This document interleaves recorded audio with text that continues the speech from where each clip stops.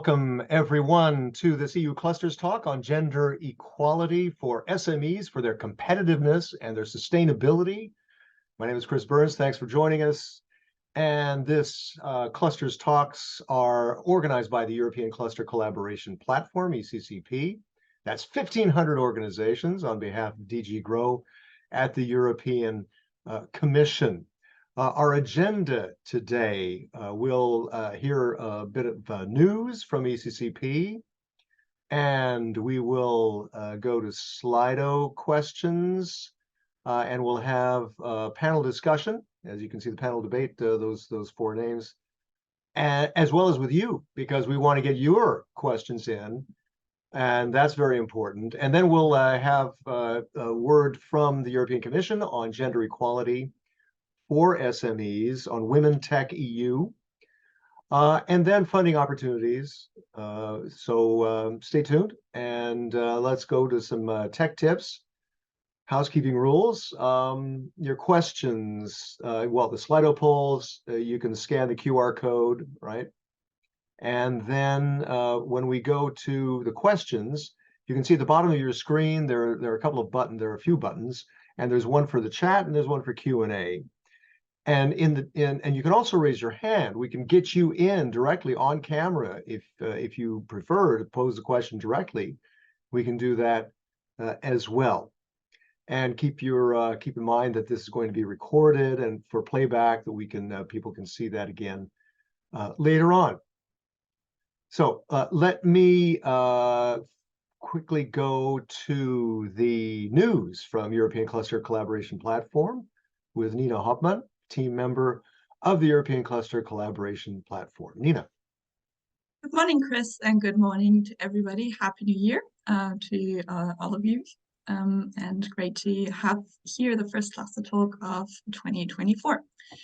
As of 2024, I don't know if you already know, the United Kingdom is joining the Horizon Europe program as an associated country, which means that researchers can participate again in research and innovation programs of the EU on the same terms as all the researchers from other associated countries and get access to the funding. So check out any possible opportunities with partners from the United Kingdom. You can read more about it in the press release that was already published in December, I believe. Yeah, that must be really exciting for a lot of people who were crestfallen that ended, and now it's starting up again. That's going to be really great for a lot of collaboration. So. Exactly. So you can read more about it in the link in the chat. Okay. We also invite you to come to the Cluster Booster Academy. You still have time to apply until the end of this week, until the 12th of January, to join our annual capacity building academy, which is open to up to 50 participants, both cluster managers as well as project managers or other staff working in clusters. It consists of a 3-day online training program, which will take place in 2 weeks on the 23rd until the 25th. And then we have 2 in-person training session days, which take place on the 11th and 12th in March in Sofia, Bulgaria at the Automotive Cluster. So when clicking on the link in the chat, you can still apply until the end of this week.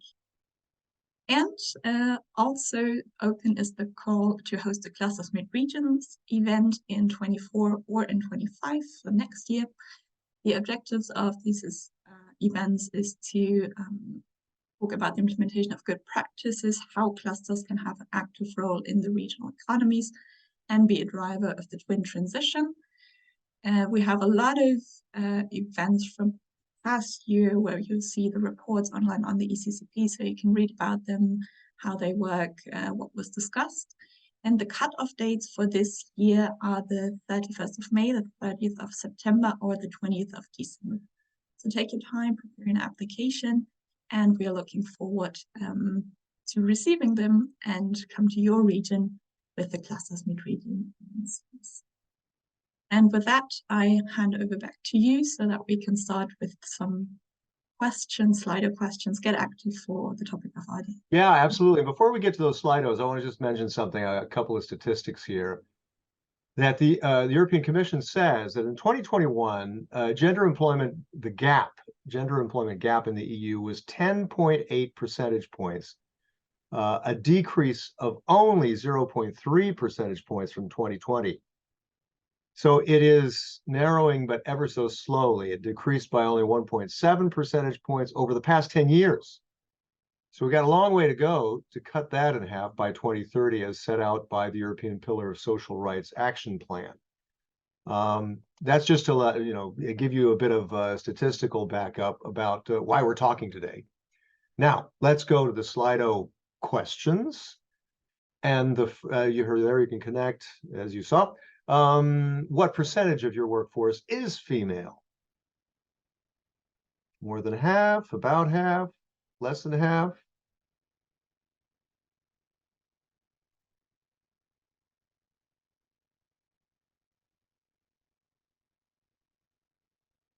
That is interesting, more than half. Really? Well, fantastic. Okay. That's encouraging. That is encouraging. Let us go to the second question.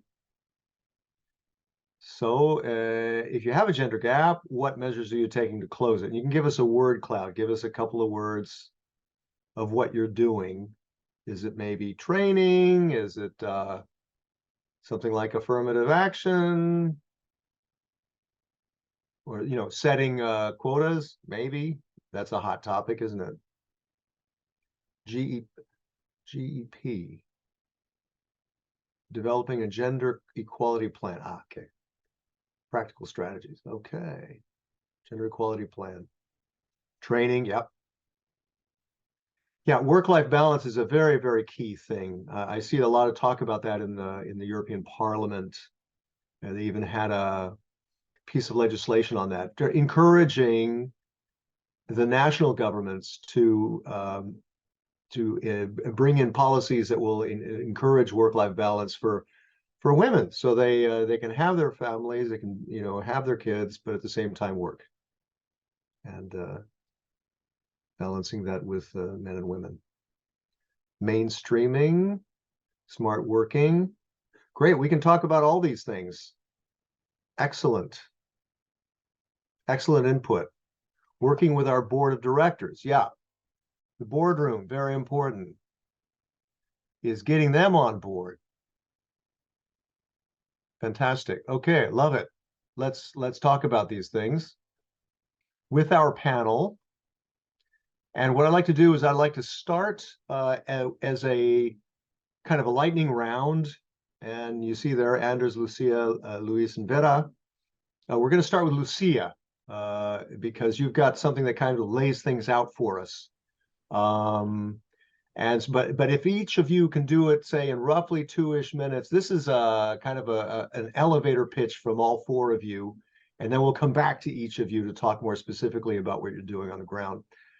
So Lucia, General Manager of Lucia Zeal International Consulting, Project Manager of Interreg Europe, the project Debuting, and Erasmus Plus Project Penelope, that you're going to be talking about.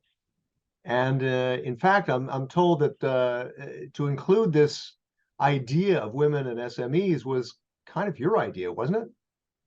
Well, thank you, Chris, for the open question, and good morning to all of you also from my side. Thank you for the invitation of being today. Good to be back at the EU Cluster Talks, this time as a speaker. So yes, the topic has quite a history that I would like to briefly bring you through, but as well starting with a fact. And according to the European Institute for Gender Equality, the Gender Equality Index for 2023 shows a gap or an average of 70.2 points, and comes from a number of intersecting inequalities, out of which power and decision-making are relevant because they are considerably lower than this average I just mentioned. And when looking at the money indicator, which is, the famous gender pay gap that we all know, it shows a stalling 82.6 points, which is all in all, I would say, not really good news. But Yeah. I would like to throw into the round an open question for today's talk is, why is gender equality important for companies? What is the connection to innovation, to a business staying competitive in the market and also sustainable? And for this, there are, of course, international studies sometimes, and even more of them coming from across the ocean. And just 2 months ago, BlackRock brought up a study with interesting findings that I would like to highlight just one. And they say that it is gender diversity that counts for a better company performance rather than the dominance of men or women. So neither underrepresentation nor overrepresentation of underrepresentation or overrepresentation of women or men is, for that matter, optimal. And I think this sentence is crucial and should accompany us along the dialogue we're going to have together today, because whatever measures we really need to put into place for empowering women is to reach this gap I mentioned earlier, because with a balance, we can be all, or our economies can be successful. Okay, very good. Yeah, let's, and I know you have a couple of slides, but let's look at those a little later. Anders Olsen, let's go to Anders. Manager of Research and Innovation, Region Värmland, Smart Specialization and Cluster Policy.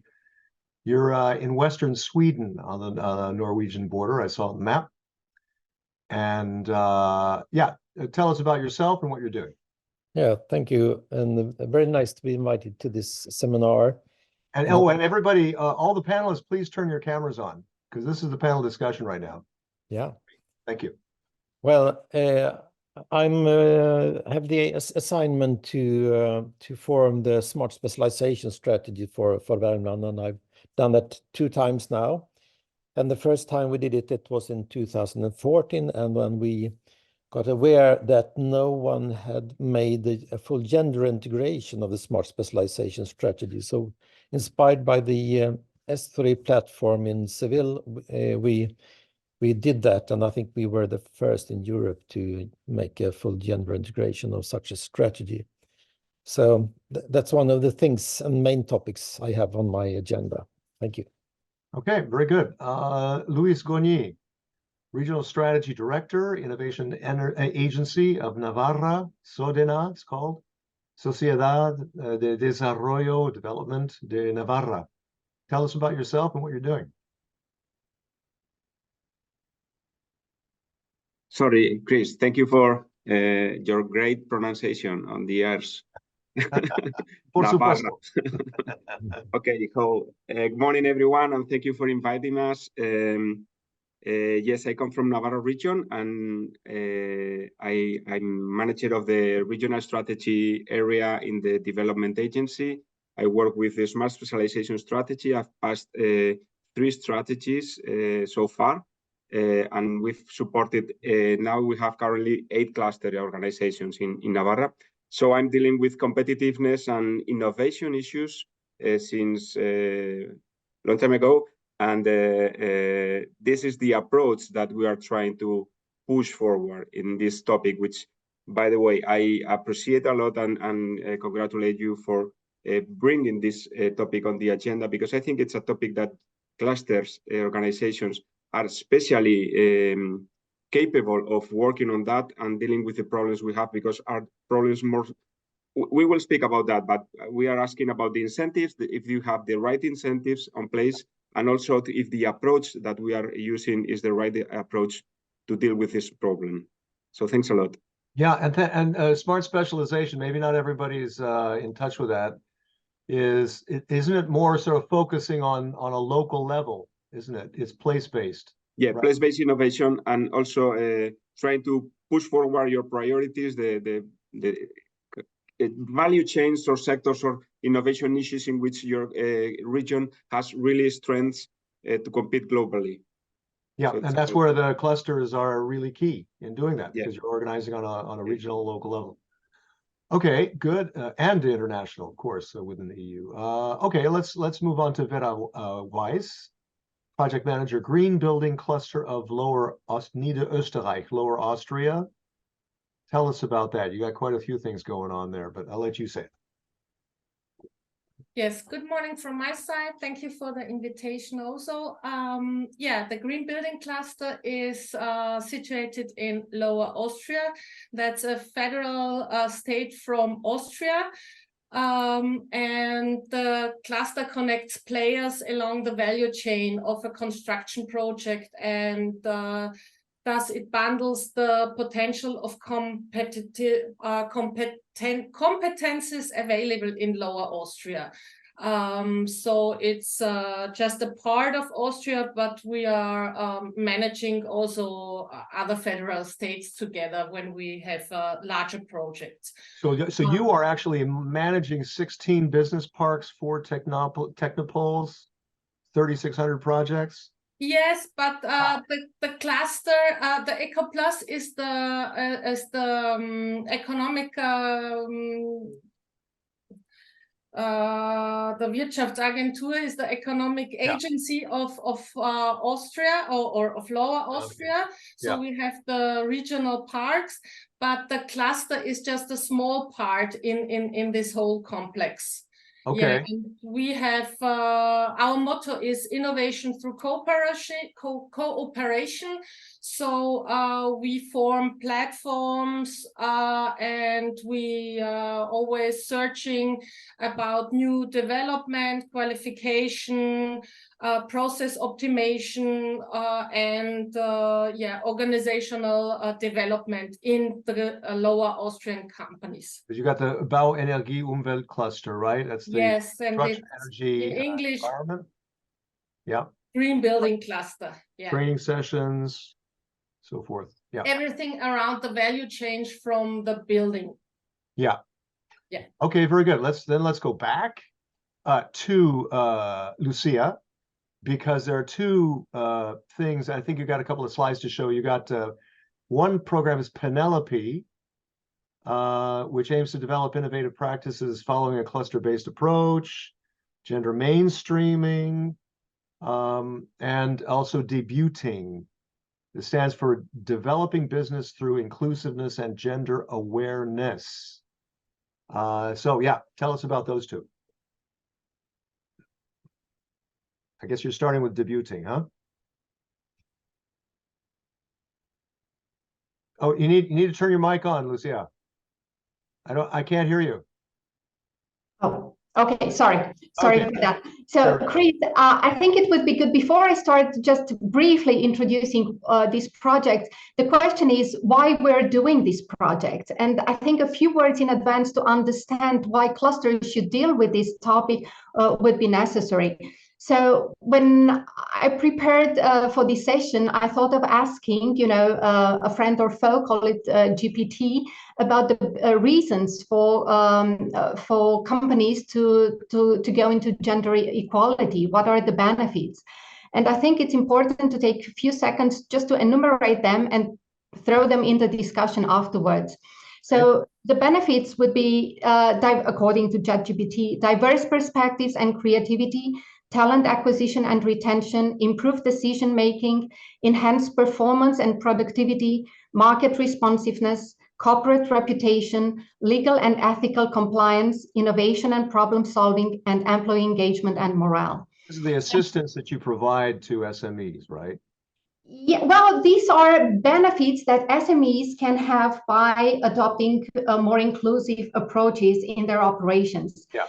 The thing is that the problem that we see in the cluster community is that the SMEs particularly, which are the backbones of our European economy, they hardly understand this business rationale behind gender equality. And obviously we can't provide them ChatGPT results. And when they do, they have difficulties in understanding how to do it in practice. And I think we are here today because we all believe in the power of clusters, which are empowered by the trust given by their members. And yes, I believe that clusters can help also in this direction. And just to tell you a short history of actions undertaken in the community, there was a start about 10 years ago at the TCI conferences with dedicated sessions. There were in 2021 3 sessions organized by European Clusters Academy. And again, a big thank you to Nina and Antonia for all these. There was a session at the European Cluster Conference in 2022, and we have these cluster talks today, and hopefully the dialogue will continue to go on. Yeah. So actually, this is the embedding of existing actions. And now I would like to highlight just very quickly, maybe one of them, and we can pick up later on the other project, okay, is on why clusters and policymakers engage into a dialogue to address gender equality to support their companies. Nina, maybe just next slide, which is very quickly. So the debuting project aims to support SMEs via clusters to increase their business capacities and sustainability by adopting inclusive culture based on gender equality. So being an Interreg Europe project, that means that we're having across the table policymakers who are literally wanting to improve their policies and policy instruments by achieving various goals, like increasing business capacities for SMEs, raise awareness, and so on. What I think it's important to see how this is happening. It's the focus is on interregional policy learning, which can take various shapes, exchanging good practices that you will hear some of them just immediately, learning by jointly analyzing, doing thematic workshop guided by experts, staff exchanges, and so on.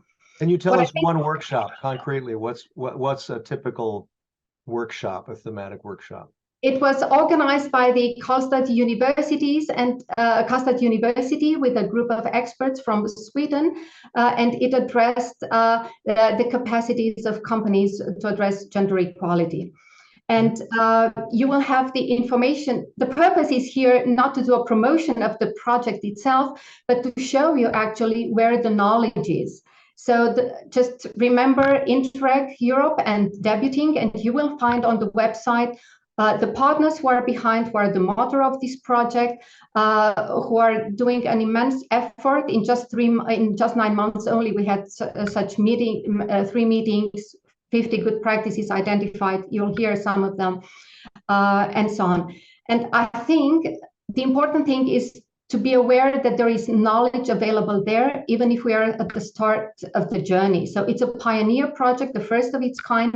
And it's an open invitation for all the people attending this talk to look proactively for such information. Okay, and then can you jump to quickly to Penelope? That's very important too, right? It's an effort by the European Commission. Thank you. Penelope is a different project. It's an Erasmus project, and Erasmus is about creating and sharing knowledge, in this case, in our cluster community, and supporting not only in selected regions, but broader in Europe, the cluster managers and the SMEs. You help them with a handbook, toolkit, virtual. If you could go, Nina, to the next slide, please. That's exactly what you will see, what we want to do. It's about identifying good practices, 10 interviews, having countries involved. Now, what you can see here, and this is not without pride that I can say, is that we succeeded to double our targets. And I think that's important to show that there is a determination and a motivation behind the consortium that consists of Oxalis France clusters, which I have to say here at this moment, it's probably the only cluster association in Europe that has gender equality on its agenda and also does a lot of activities to implement it, these actions at cluster level. A lot of actions here. What is a video pill? A video pill will be a short video with interviews from experts, interviews from companies, given concrete guidelines, examples on what a company should do in order to address one of the topics identified in our. That's great. How do we find all this stuff? Well, if you go to the next slide, okay. That's where you will find it. And I have to say, with tears in my eyes almost, that we technically missed this massive launch opportunity of showing you concretely the handbook today. It's now means tomorrow, next week at the very latest, the handbook will be available on our website and promoted via our LinkedIn. Yeah, because I think there are a lot of SMEs think, okay, that's a great idea. How do I get started? What do I do? So you've got a step-by-step thing, right? Exactly. And maybe we will have later on in the discussion partners who can speak more about the training tool and why companies should make use of it. I'm thinking of Raquel if you're out there. Thank you. Okay, Lucia, thank you very much. Let's go to Anders. And can you tell a little bit more about smart specialization? You've got a wood processing. Can we talk about that? Would that be something to go to? You've got a slide on wood processing. Yeah, absolutely. And Nina, can you show the picture number 7 I sent you about that? It's I think it's a very good example. One company that seems to do everything right now. But we are really struggling. Can you take that slide? Thank you. We are struggling with the gender integration and gender equality also in Sweden, in Värmland, and especially in the industry. But now we have some signs that things seems to turn the right way. And this is the Moelven company, a wood processing company. And what they do, that they set concrete goals and numbers of women and men in the company, and in the teams and at all levels, also at the top management team, but also in the production teams. They have statistics on the salaries on men versus women on equal jobs, etc., etc. They are looking at the changing rooms, that it's for women and men.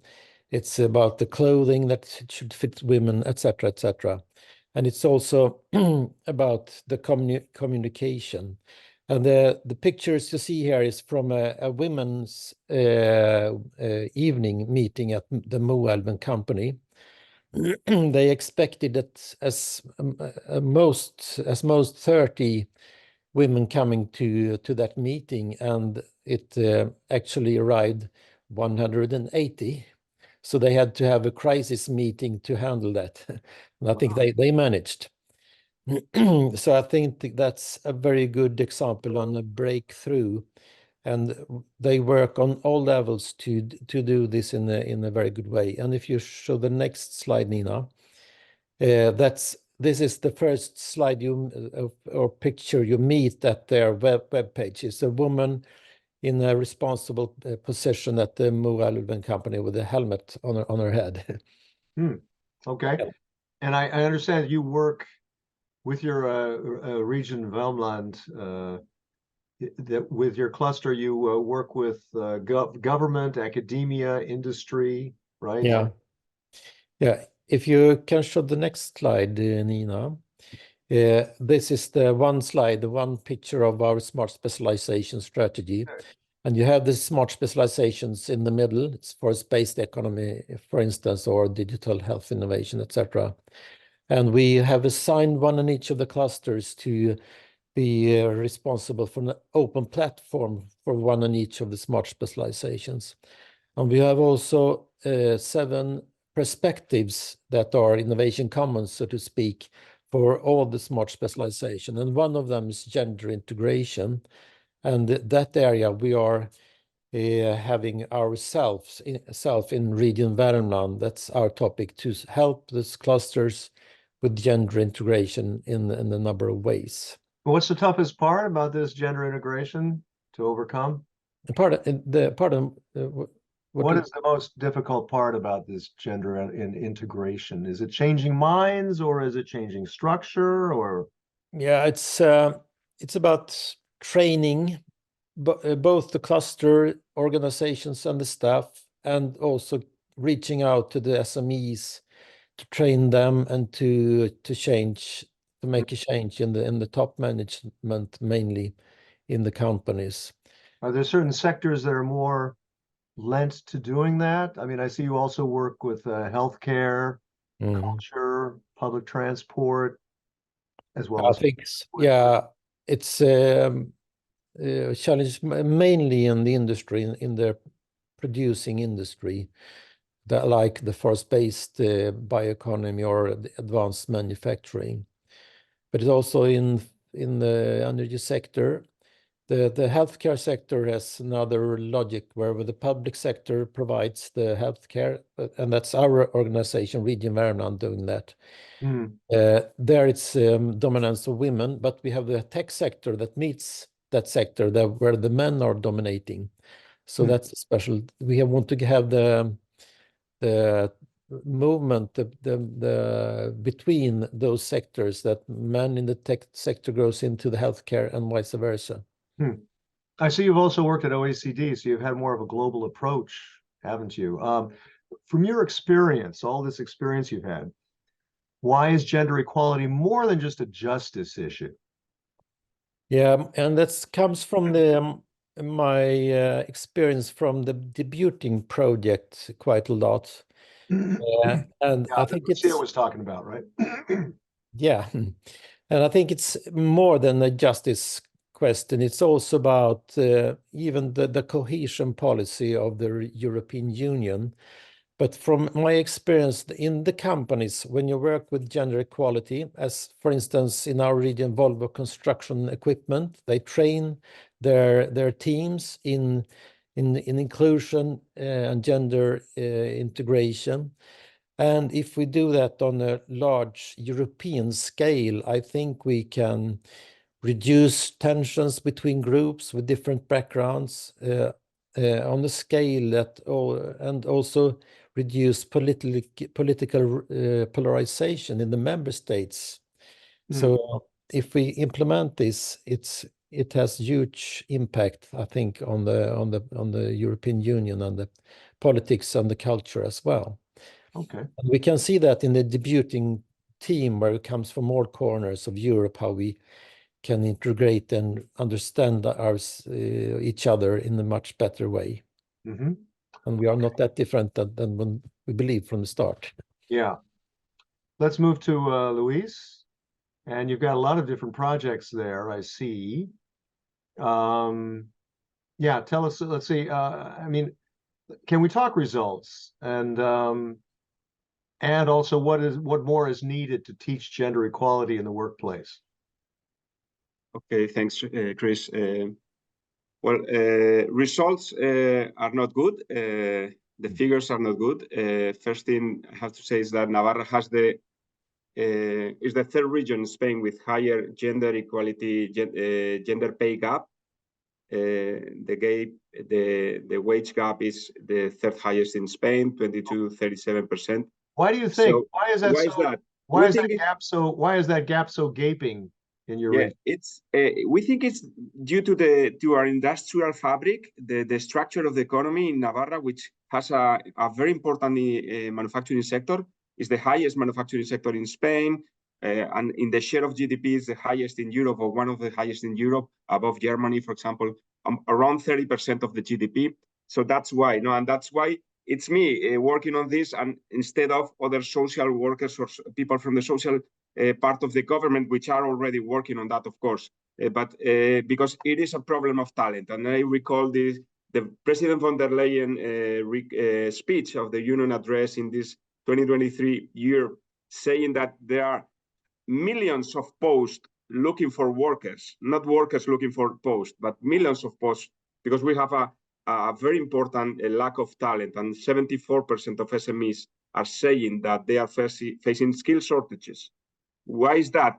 Because we are, at the manufacturing sector, we are turning back to half of the population, and we need talent competition in order to fill those gaps, those posts, and address the important transformations of the industries of these days, because we have we are running through a period of changes, radical changes in industry.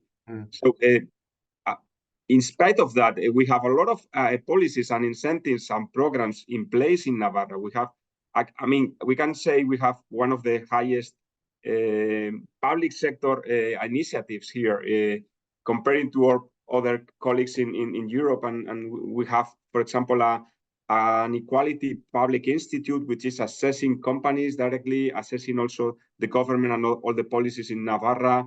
We also have mandatory equality plans for companies bigger than 50 employees. In Navarra, this is a Spanish law, but in Navarra, we are also funding companies below this threshold of 50 employees to have their own equality plans. And also we are funding the activities, the implementation of the actions of those equality plans.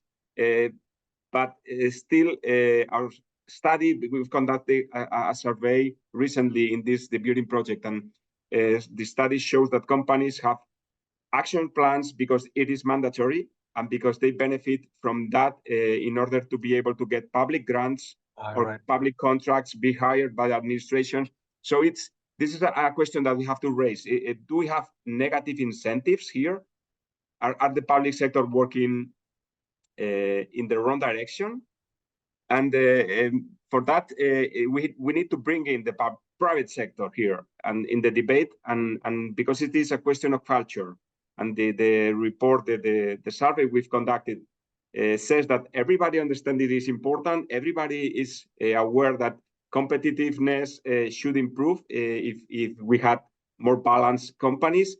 But apart from that, things are not changing. So everybody understands, everybody have plans, everybody at the company level have opportunities and measures to balance life and work, etc. But the facts are not changing, and instead we see a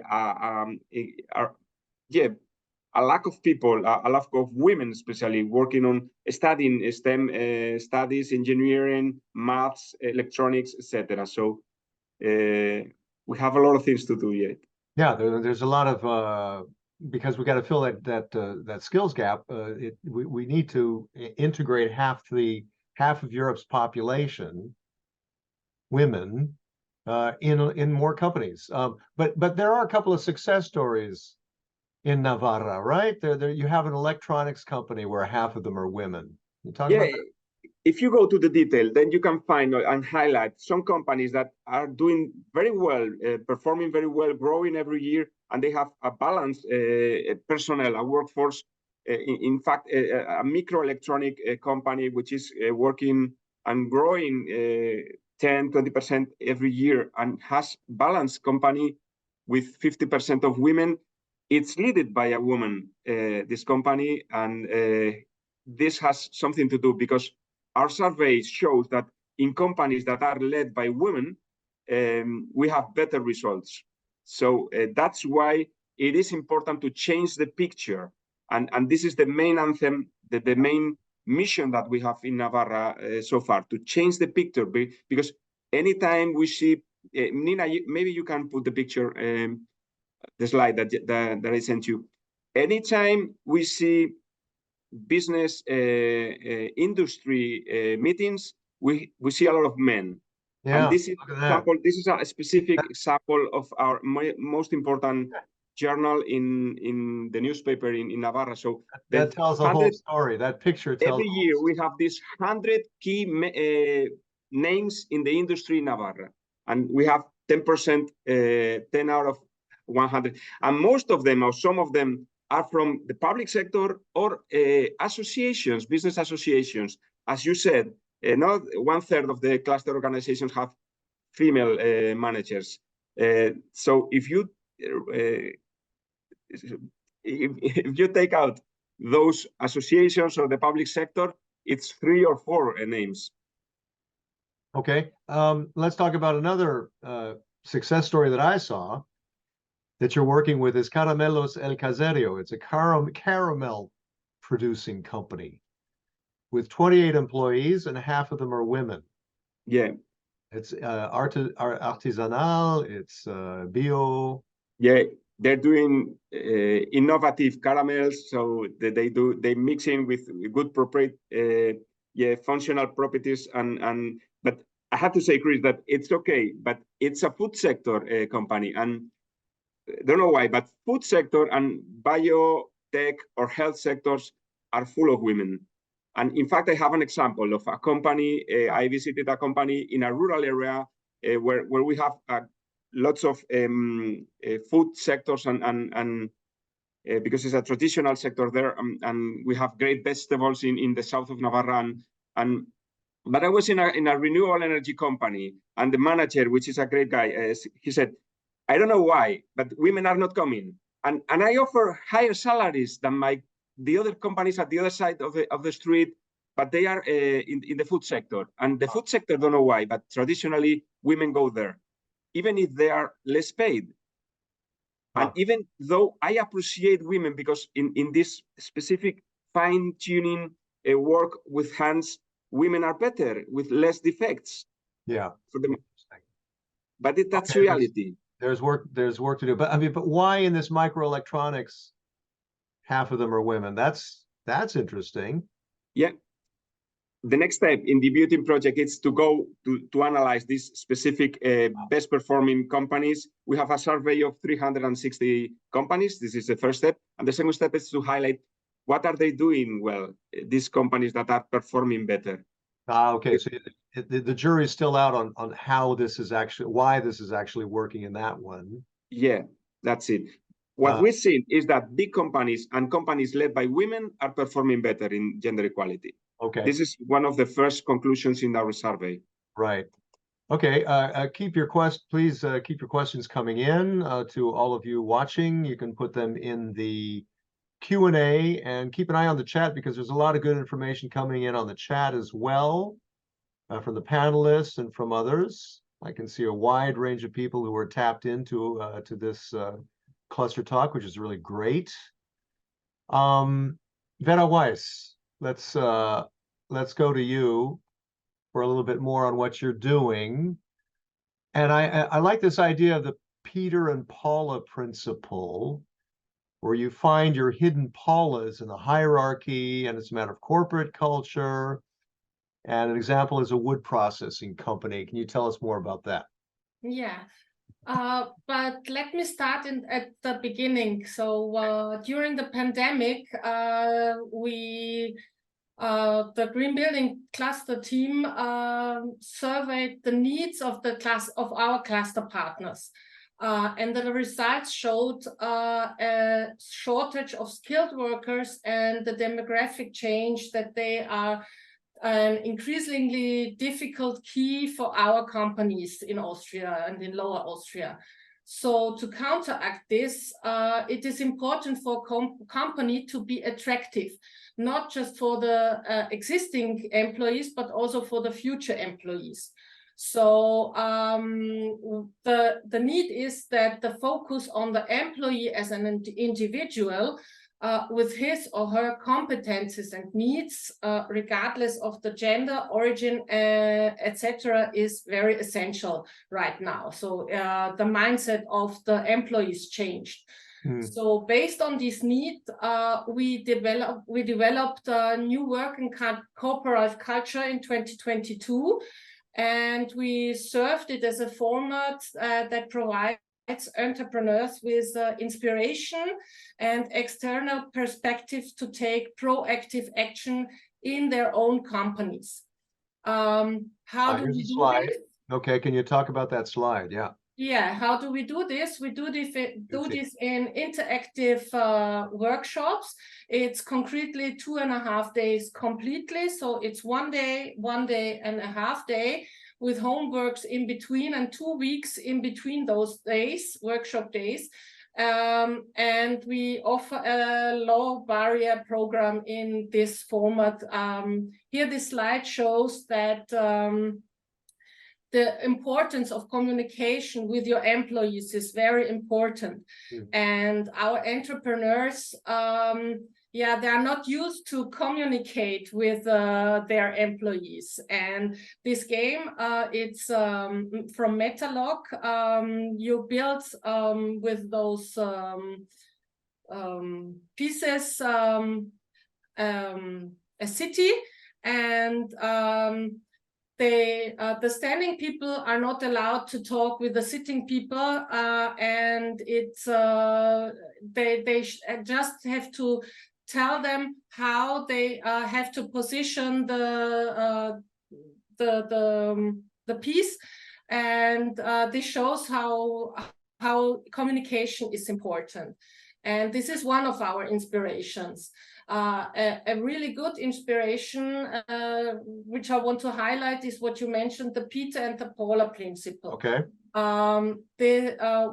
This means, Peter means that in all those rather old-fashioned companies with inflexible business and hierarchical thinking and fixed structures, positions are often filled by unqualified people. This means that people are promoted up along the career ladder until they reach a position in which they are incompetent. Peters, mainly male, like to overestimate themselves and strive for promotions. Paulas are the contrast to Peters, and they are not necessarily, but mainly women who often remain in positions for which they are overqualified, and so their potential is never fully utilized. Nina gives a link to Wikipedia where it's more explained for this. That's and good. Based on this, this mindset opening, we encourage the participants to search for those hidden Paulas in their companies. In one, you wanted to ask something? Yeah. I mean, but is it a matter of corporate culture? Yes. Can you talk about that? It's corporate culture, and mainly in SMEs, the entrepreneurs are they know their employers, and to go through the rows and think about it, which hidden Paula do I have, opens their mind. And in one company, it's a nice example. They found one. So it's funny that Anders also had a wood processing company as an example. We also in our wood forest, and there was a position of a saw band operator vacant. And a female Romania worker was spotted to make a great bandsaw operator. She already worked a few years in the company and was an unskilled but very reliable employee. With this exercise, Peter and Paula, the boss was forced to reflect. He had to admit that she was always accurate and on point, and she had the necessary skill set for a good band operator. So the difficult part in this case was not only in asking her for agreement for the new job opportunity, but due to the Romanian roots, the consent of her husband had to be obtained. Rules, so as in traditions, I guess. Yeah, the fun fact in this case is that her husband is also working in this company as a bandsaw operator. So so the challenge it's a matter of changing minds too. The hidden Paula, but also to take into account the cultural obstacles and handle them with the necessary care.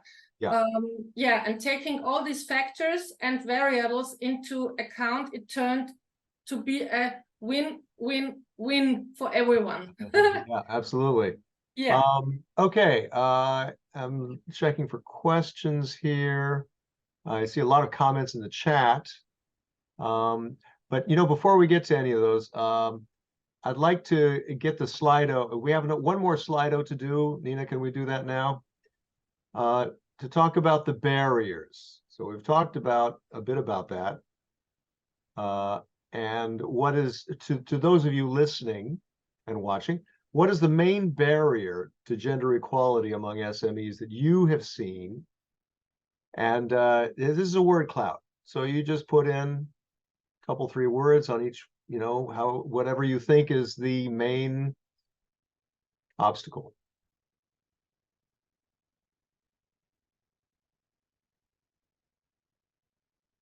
Is it culture? Is it, training? Okay.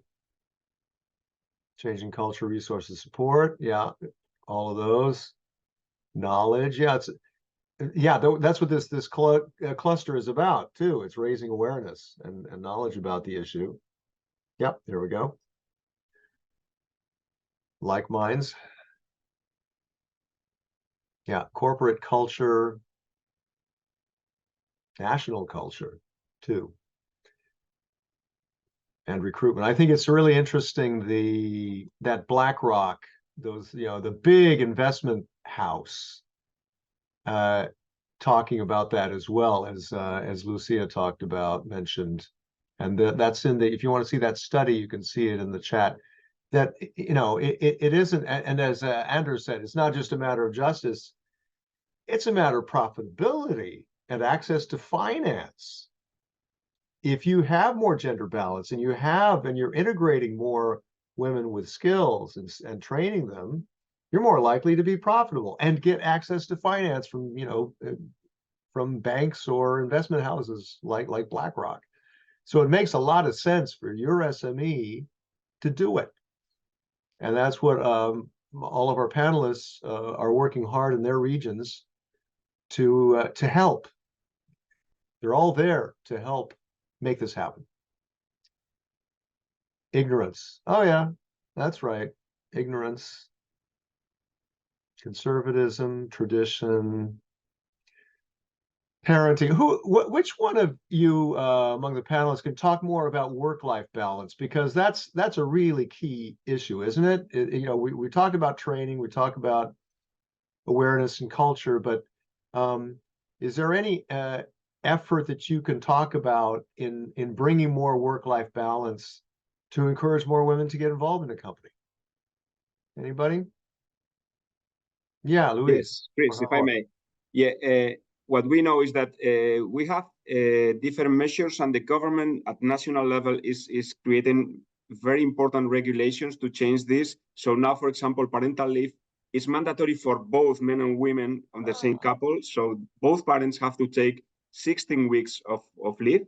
Yeah. But the point is that apart from that, when you go further, 90% of unpaid leaves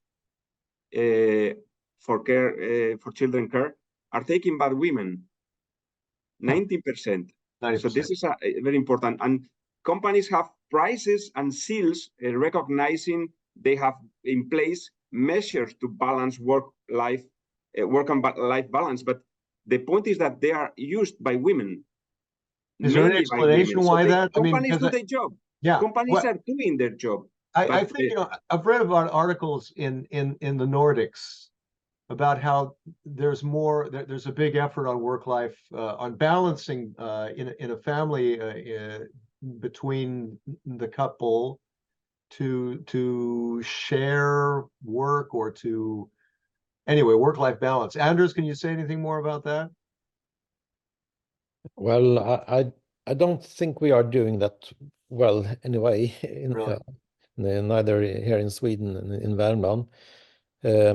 But there are absolutely efforts being done there. But I think a very well organized child care is an important measure, and that's more or less mandatory in Sweden to get the young children to the child. Yeah. And for an SME, they can't do that, can they? You got to rely more on government for that, don't you? Well, that's a public assignment to organize the child care. Yeah, that's right, and it's expensive. So yeah, but it's done. To be public support for that to remove that barrier as well. Okay, let's go to Natalia Nowinska. So I can stay on time. We can always come back to a couple of questions. Natalia Nowinska, the European Commission's ESMEA. It's European ESMEA, which stands for the European Executive Agency for SMEs and European Innovation Council. Yes. And I'm very happy to present today the Women Tech EU scheme. The scheme it's the new EU scheme which I am leading for the last 3 years.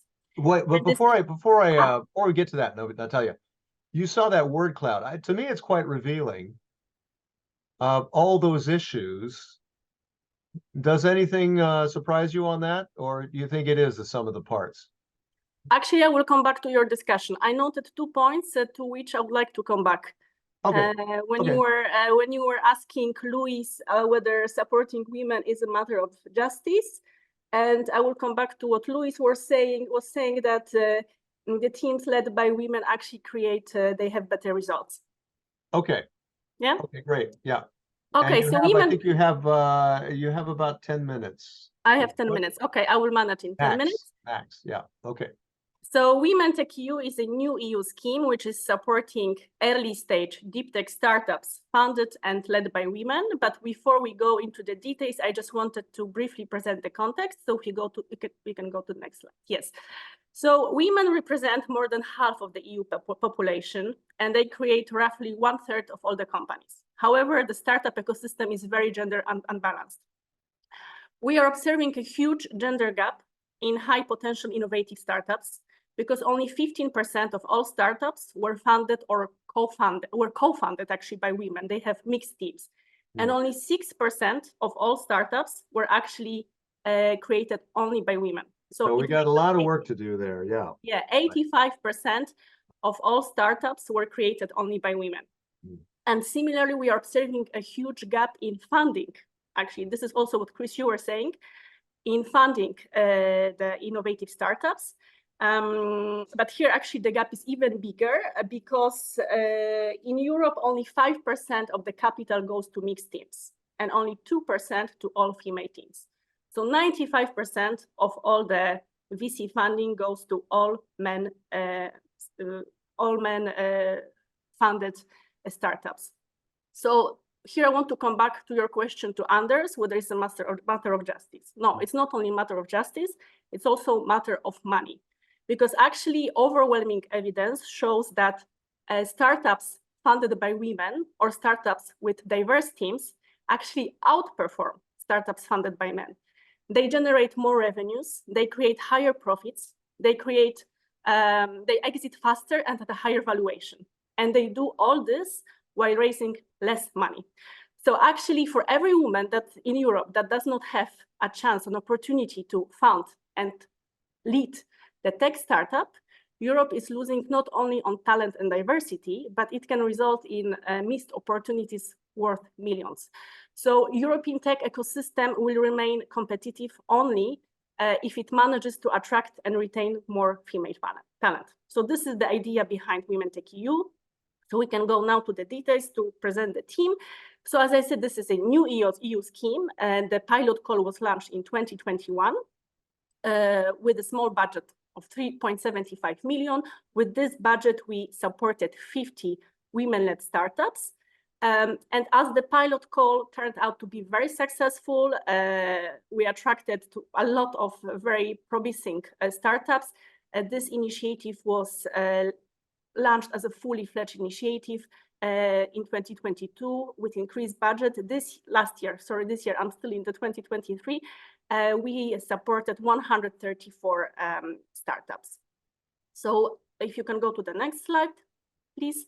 So who can apply? We are supporting early stage deep tech startups, which were funded or co-funded by women. And at the same time, these women have to hold a top management position in the company.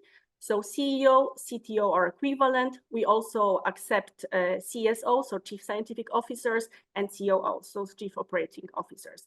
And we support startups which are registered in EU member states or Horizon Europe associated countries for at least 6 months before applying. Next slide, please. So what do we offer? We offer financial support in the form of grant of 75,000 euro to support the initial steps in the innovation process and the growth of the company. Here, applicants are free to decide and indicate which activities needed to grow up their business they want to fund. We support early stage startups. However, we have some startups in our portfolio that just really launched the startups. They have just proof of concept. We have also some more developed startups at tier level 4 or 5, let's say. So here the needs are very different. So applicants can decide whatever they want to fund. Their applications are being evaluated by experts who assess whether indeed these activities are the most needed at this stage. Right. And So there's flexibility there, right? There's flexibility. Yes. That's nice. And here there are just some examples. What exactly are we funding? So business model, upgrade, certification, IP strategy, etc. So we can go to the next slide. But besides money, we also offer them empowerment. We try to empower them.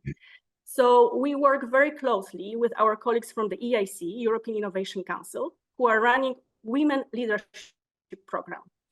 And under this program, our beneficiaries profit from mentoring and coaching, as well as trainings.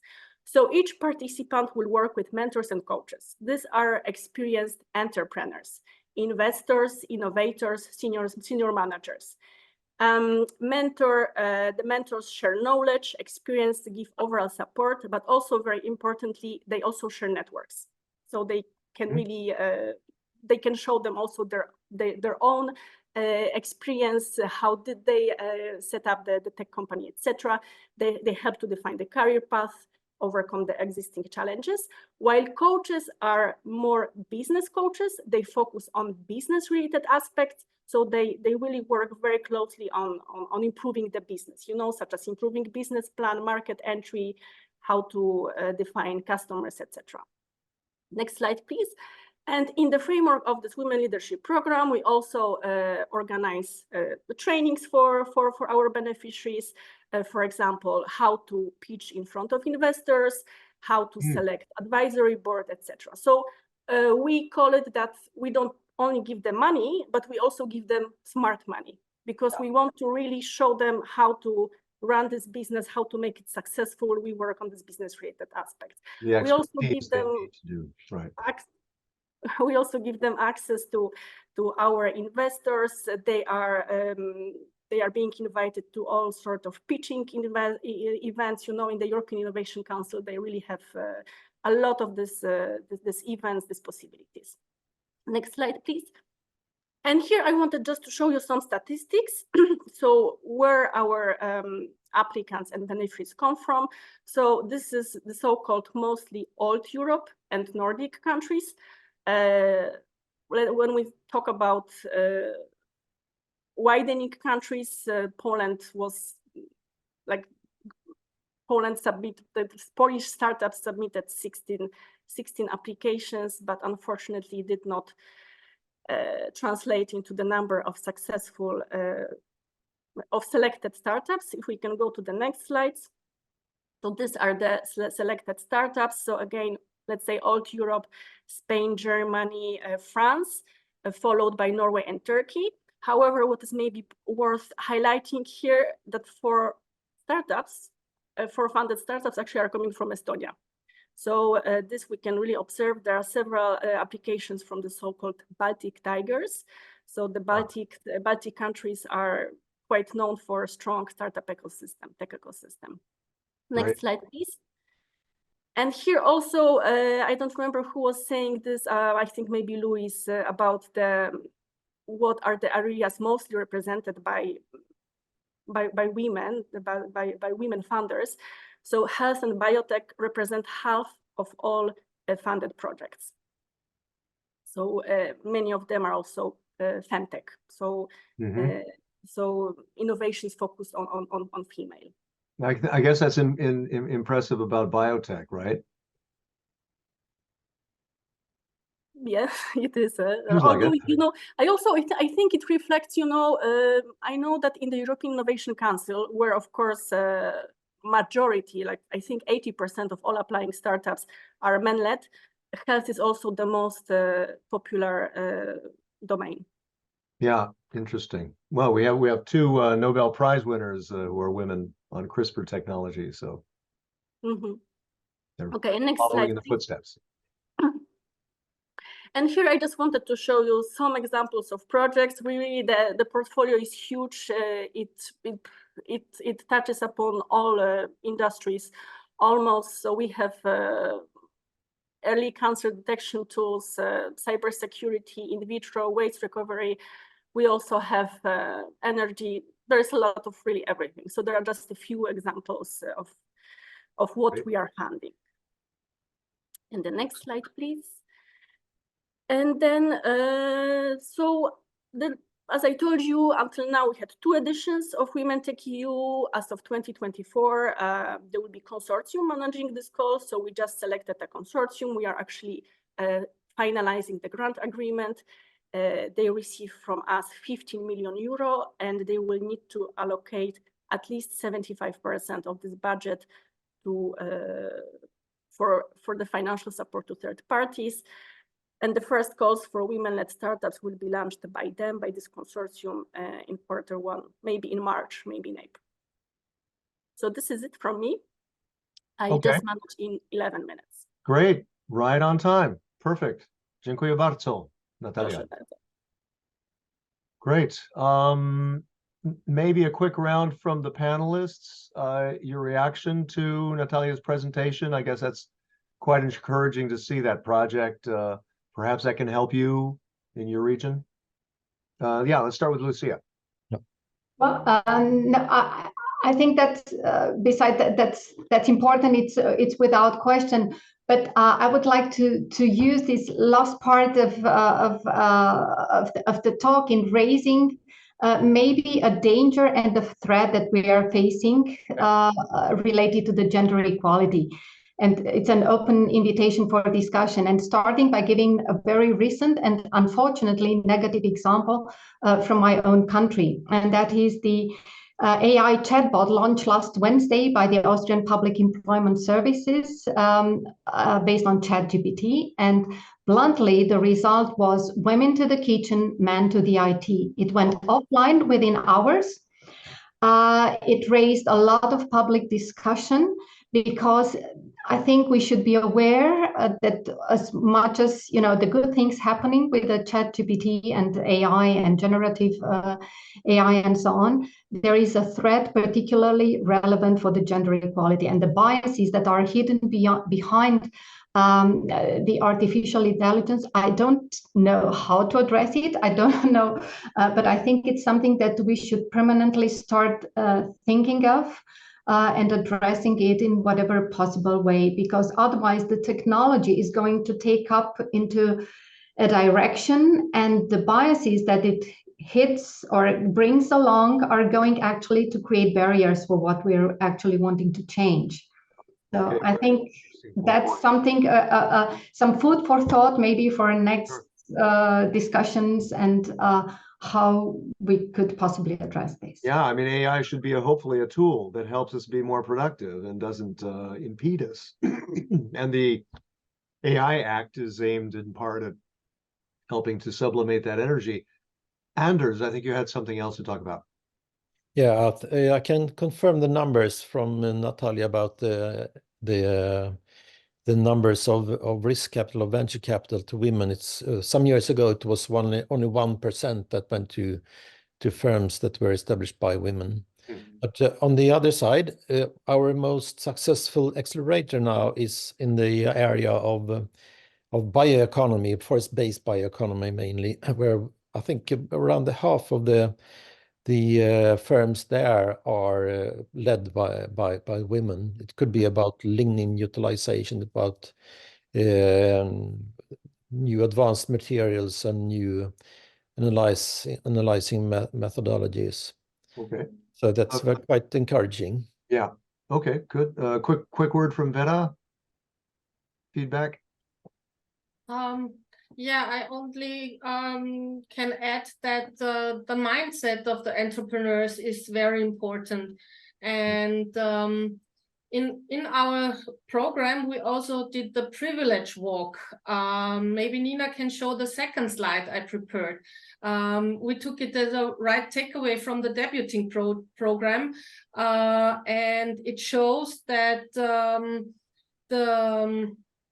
that as long as you enjoy a certain privilege, you don't think about those people that don't get to have this privilege. Everyone has a different backpack to carry, and with this exercise, you realize in which size and how heavy this backpack is. And in this privilege walk, you get a role. You see it on the left picture upside. Yeah. You are not only a female with 3 children, you are also black colored, you are a man in with a handicap and so on. And at the end, you see that everyone has a handicap. So this is very important, not just to concentrate on women, just to open the mind and let in that everyone has a privilege. Yeah, that's very nice. Yeah, yeah, role playing, team building, very good. Yeah. Luis, final word.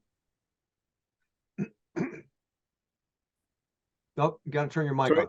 Yeah. Final word is that we need to change the framework and to use the language of companies, of competition, of business, of innovation and competitiveness in this topic.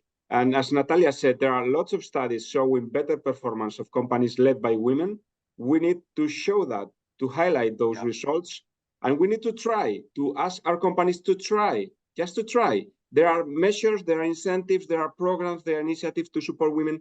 We just need to try to put it on reality. And the language of the public sector is regulation, mandatory issues, etc. No, we need another language. We need the language of companies, and we need the language of clusters. Clusters are those that can bring all in the table and speak about this topic through a language and through a business language about innovation and value chains and contributions and performance. And that's the key. So we need to show and we need to try.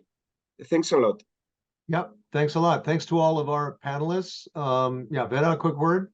Yeah, just a quick word. I think also that the clusters can show good practices. This is very, very important. Not to be tired and show good practices. This is, I think, what is very important. Okay, Lucia, very quickly, please. And we need measuring. What you cannot improve, what you cannot measure. We need metrics to show all these things, what Luis just said in one word.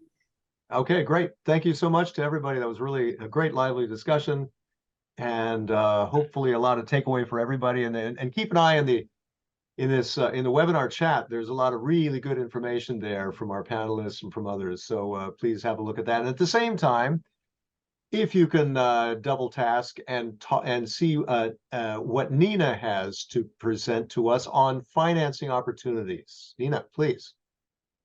Thanks, and thank you everybody to the speakers. I've been following the discussion very closely, very interesting. I've got 2 open calls that might be of interest for you as well as for the attendees of our clusters talk.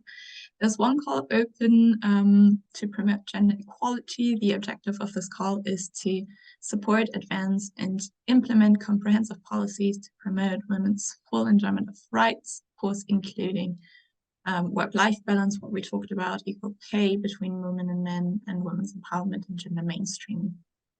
Especially the first priority would be more for clusters and companies, tackling the root causes of gender care gap by promoting a gender transformative approach and challenging gender stereotypes to promote a family-friendly practices in companies. The second one is more for the member states regarding the pay transparency directive. The deadline for this call is the 29th of February, and it's a lump sum grant under the Citizens Equality Rights and Values Program. You see the topic ID here on the screen and the link in the chat. And another call is called the Support to the Implementation of Inclusive Gender Equality Plans. Here, projects should enhance the reputation, attractiveness, inclusiveness, and R&I excellence of less advanced organizations as a result of implementing inclusive gender equality plans, as well as transform the R&I organization to advance ERA policy objectives on gender equality and inclusiveness. Projects are expected to do different activities, including good practices, what we talked about, as well as networking, on-site visits, trainings, workshops, and dissemination and capacity building activities. The deadline is the 12th of March. It's a Horizon Coordination Support Action with the topic ID in the screen and the link in the chat. And as always, to wrap up, just a reminder, I have a lot of open calls that are directly for SMEs that are provided by the Euro clusters. flagship initiatives of joint clusters that help with training, with adoption of technologies, with innovation in different ecosystems. So please have a look at all of the different opportunities that the Euroclusters are providing on the clustercollaboration.eu/open-calls, where you see different opportunities directly for SMEs. And with that, I hand back over to you. Okay, Nina, thanks a lot. And it's great to see all these thank yous in the chat. Thank you for putting the thank yous. And from Belgium, I see Sophie saying thanks a lot for all these resources, figures, and information. Very useful for our next action among our cluster, but also the industrial ecosystem in Wallonia. So it's great to hear about that. And we got more cluster talks coming up, as you can see. Register for them, please. First one, the next one coming up, 24th of January, successful clustering business models and management skills. And great if you can get in on the action. It's great to have you as a part of that. Our thanks to Anders, Lucia, Luis, Vera, and Natalia, Antonina. And right, this was our cluster collaboration platform. Thanks for being with us. Keep in mind, hashtag EU Clusters Talks if you'd like to tweet about it. That would be great to see as well. And this is recorded for playback, slides available in the cluster collaboration platform. I'm Chris Burns. Thanks for being with us. See you next time.